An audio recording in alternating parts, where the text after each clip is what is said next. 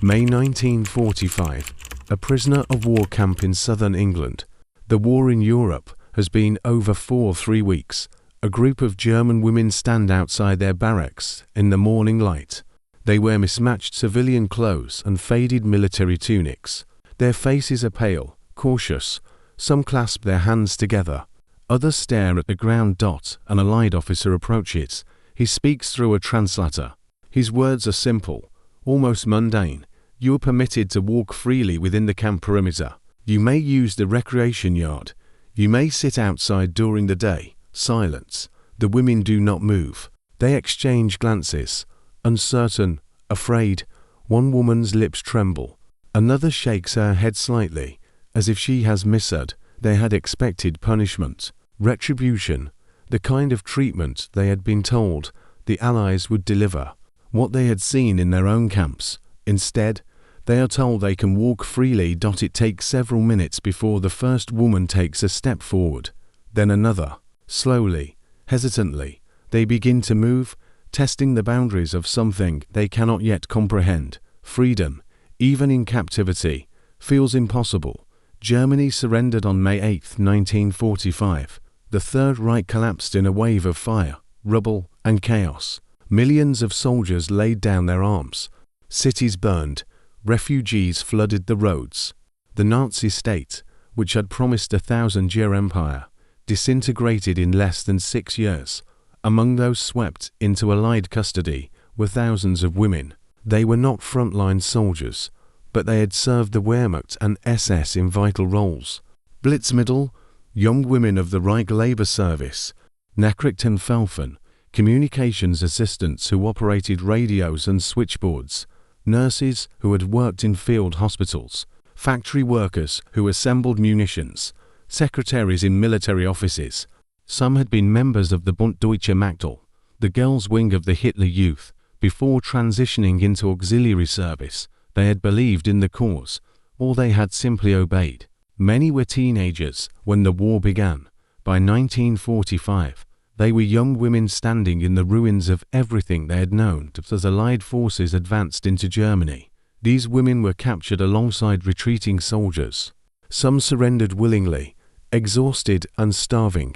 Others were found in bunkers, hospitals, or administrative buildings. They were processed, photographed, and transported to camps in Britain, France, and American-occupied zones. They expected the worst. Nazi propaganda had spent years conditioning them. The Allies, they were told, were barbaric. The Soviets would rape and murder. The British and Americans would exact revenge for the Blitz, for the camps, for the war itself. Women were warned that capture meant torture, starvation, forced labor in frozen labor camps. The same treatment Germany had inflicted on millions. So when they arrived at the camps, when they saw barbed wire, guard towers, and uniformed soldiers, their fears seemed confirmed. But something was different. The Allied powers had made a decision long before the war ended. German prisoners of war would be treated according to the Geneva Convention of 1929. Food, shelter, medical care, and humane conditions would be provided. This was not mercy in the emotional sense. It was policy, legal, calculated, and strategic. The Allies understood that how they treated prisoners would define them in the eyes of history. It would also determine how their own captured soldiers were treated. Reciprocity mattered. So did legitimacy. The Allies were not fighting to become what they opposed. Camps were established across Britain, France, and the western zones of occupied Germany. They were austere but functional, barracks with beds, kitchens that served regular meals, medical stations staffed by doctors, recreation areas where prisoners could walk, talk, and pass time. Red Cross inspectors visited regularly. Letters were allowed. Work details were voluntary or light. For the German women arriving in these camps, the contrast was staggering. They had seen what Nazi Germany did to prisoners. Soviet POWs starved in open pens, dying by the tens of thousands in the winter of 1941. Jewish prisoners worked to death in concentration camps. Resistance fighters tortured in Gestapo cellars. Captured partisans shot on sight. The Nazi state had built an empire on brutality, and its servants, even those in auxiliary roles, had witnessed or participated in that system. Now, standing on the other side, they faced a different reality. Allied guards did not beat them. They were not forced into labor gangs. Their rations, though plain, arrived daily. They could wash, they could rest, and in many camps, after the initial processing, they were told something incomprehensible. They could move freely within the campgrounds. No chains, no constant surveillance, no punishment cells for those who walked too far or spoke too loudly. For women raised under totalitarian control, this was not freedom. It was confusion.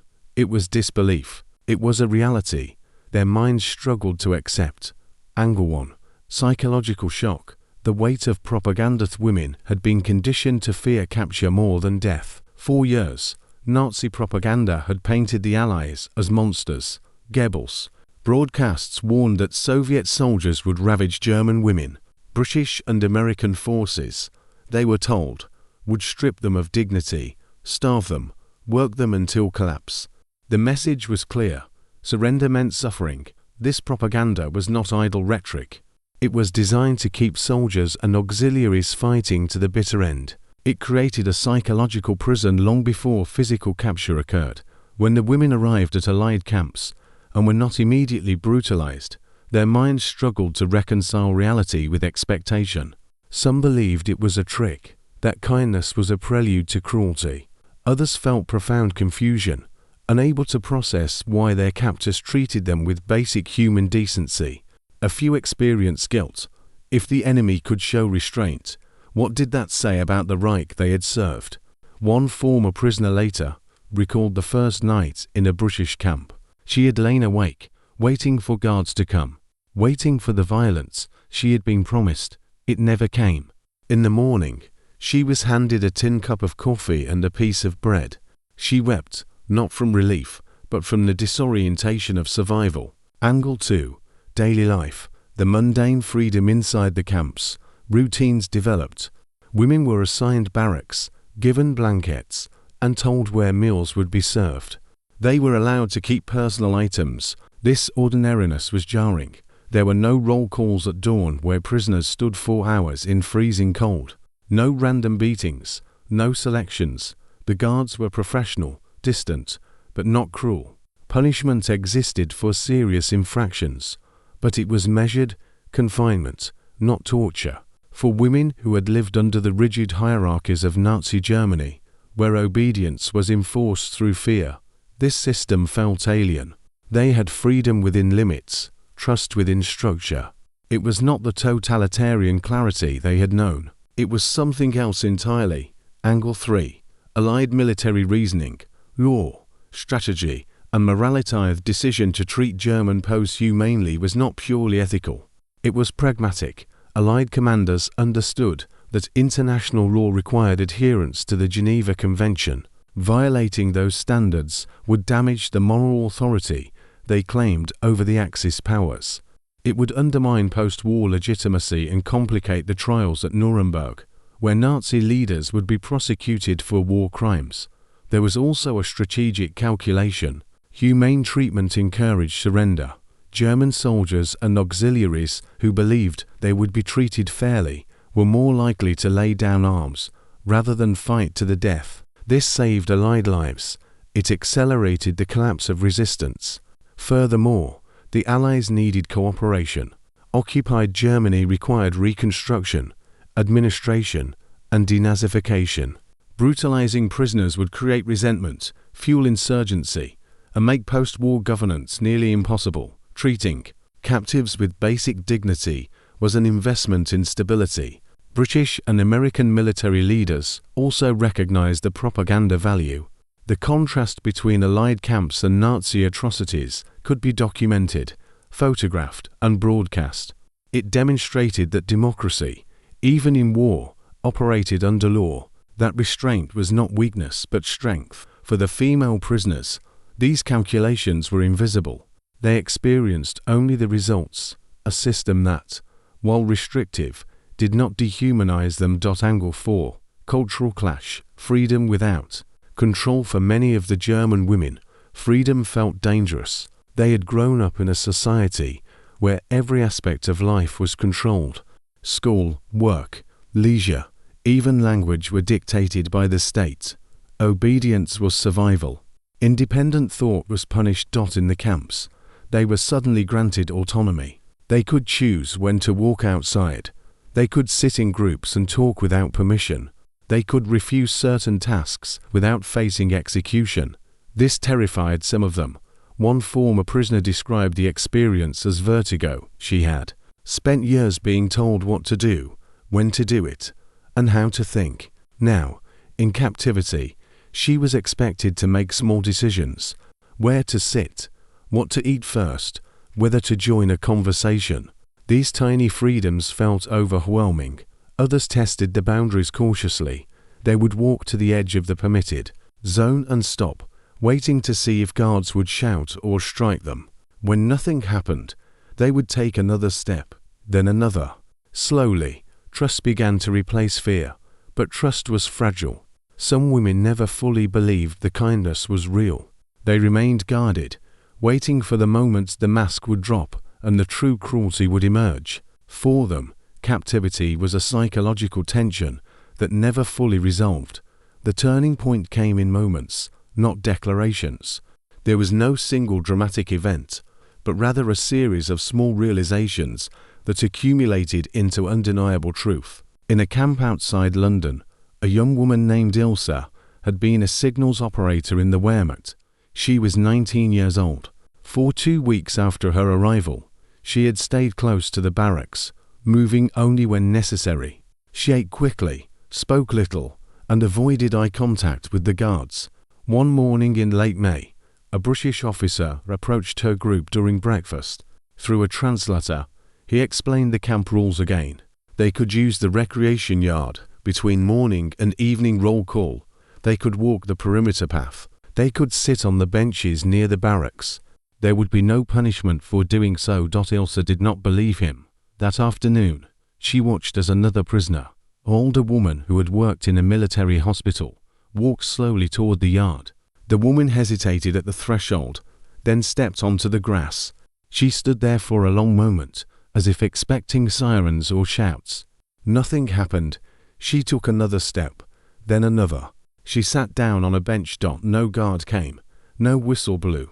No one shouted commands. Ilse waited. She counted the minutes. 10, 20, 30.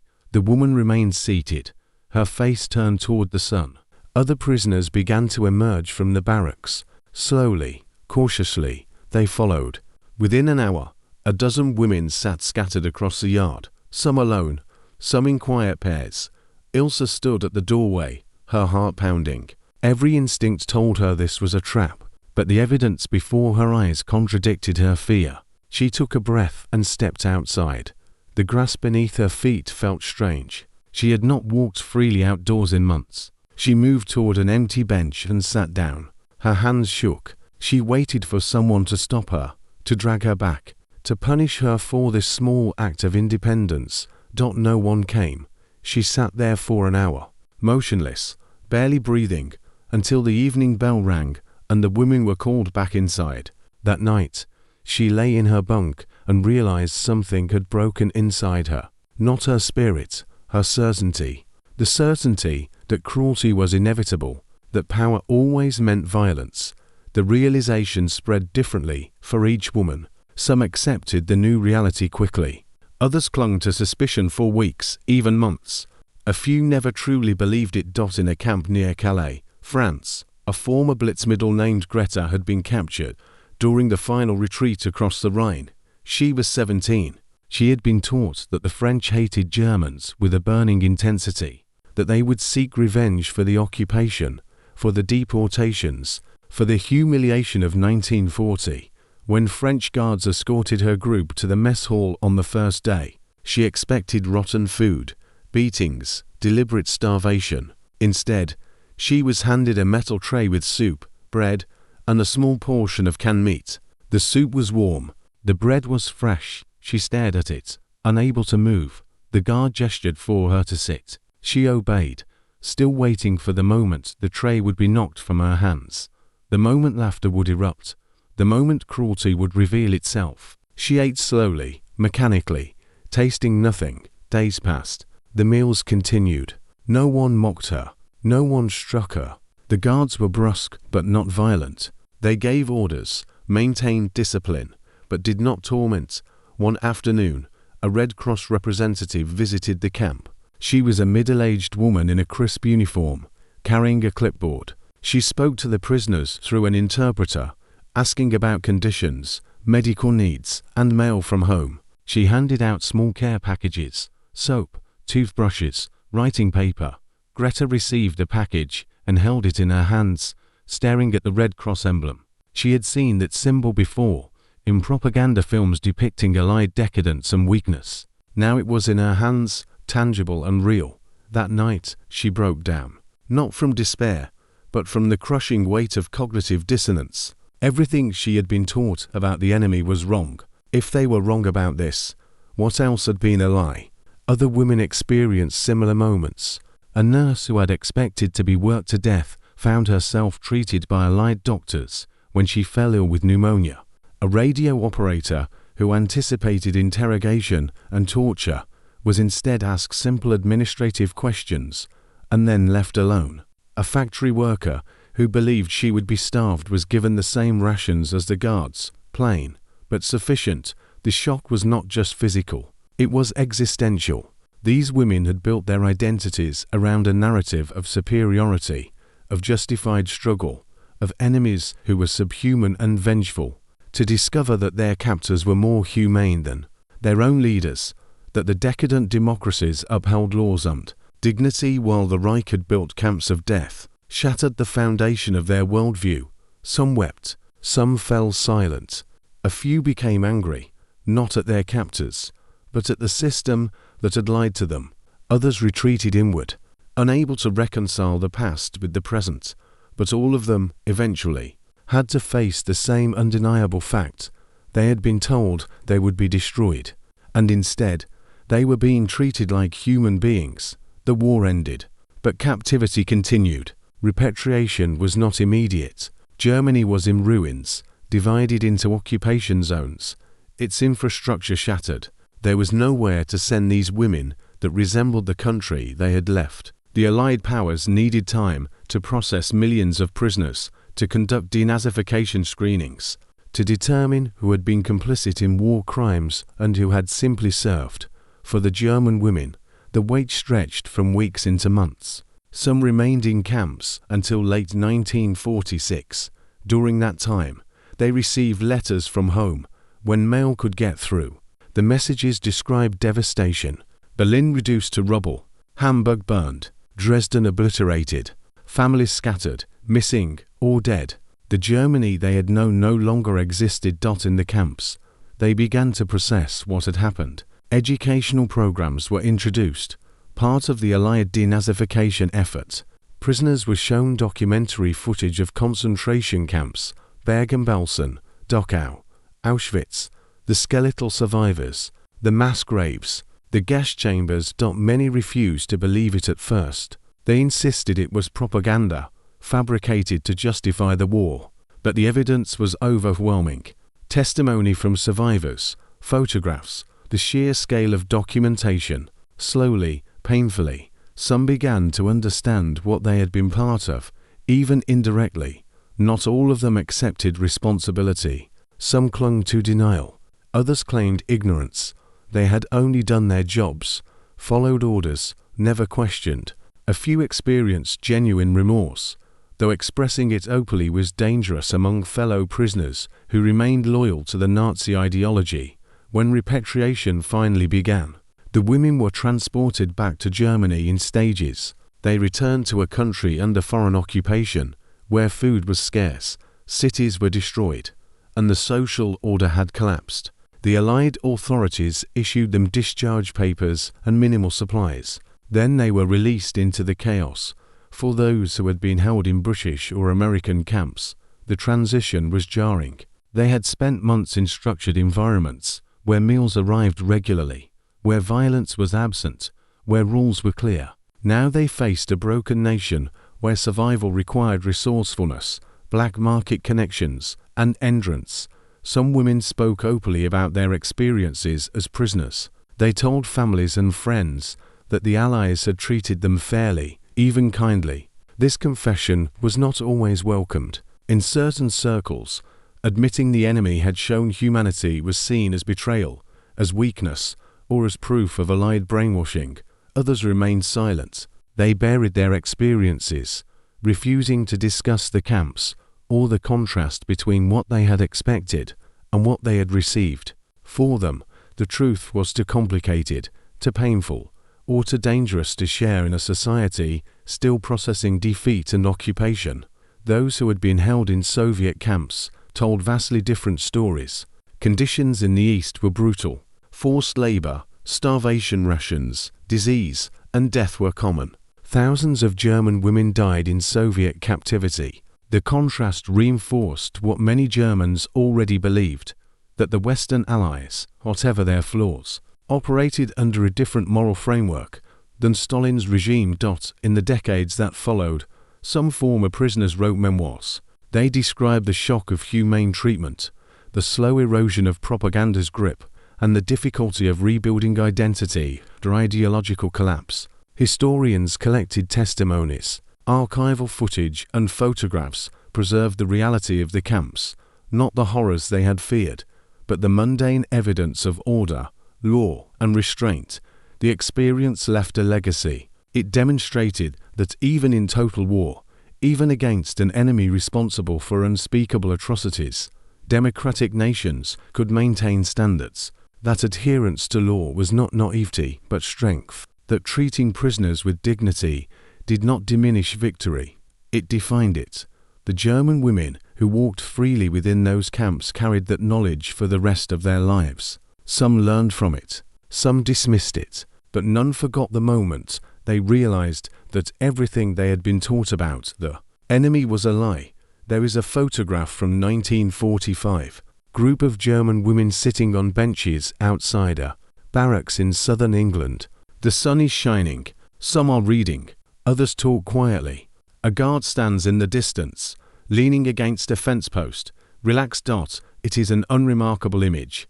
There is no drama, no tension, no visible suffering. That is precisely what makes it extraordinary. These women had been told their captors would destroy them. Instead, they were given soup, a bed, and the freedom to sit in the sun. It was not mercy in the grand sense. It was something simpler and more profound. The recognition that even enemies remain human. The shock they experienced was not just about their treatment. It was about the collapse of certainty. They had believed in a narrative of total struggle, of civilizational war, where compassion was weakness. To discover that their captors adhered to laws, even when those laws protected the undeserving, shattered that worldview. Restraint, they learned, was not softness. It was conviction. The Allies did not treat German prisoners humanely because Germans deserved it. They did so because it reflected who the Allies chose to be. Even in victory, even in the aftermath of horror, the women who walked freely in those camps carried that lesson home. Some embraced it, others rejected it, but all of them knew, for the rest of their lives, that they had witnessed something they never expected to see. Humanity, even in war's darkest shadow, was still possible.